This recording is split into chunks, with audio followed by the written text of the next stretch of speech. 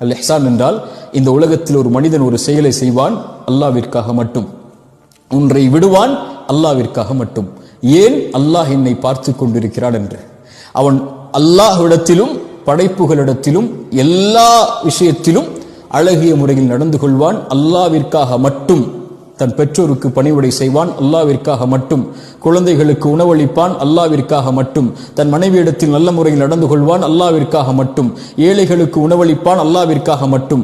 பொய் பேசுவதிலிருந்து விலகிக் கொள்வான் அல்லாஹ்விற்காக மட்டும். புறம் பேசுவதிலிருந்து விலகிக் கொள்வான் அல்லாஹ்விற்காக மட்டும். கோபங்களை கைவிடுவான் அல்லாஹ்விற்காக மட்டும்.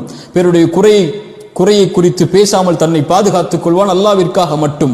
தொழுவான் அல்லாஹ்விற்காக மட்டும். அல்லாஹ் பாவங்களிலிருந்து விலகிக் கொள்வான் அல்லாஹ்விற்காக மட்டும். ஏன்? அல்லாஹ் என்னை பார்க்கிறான் என்ற எண்ணத்தில். இதான் இஹ்சான்.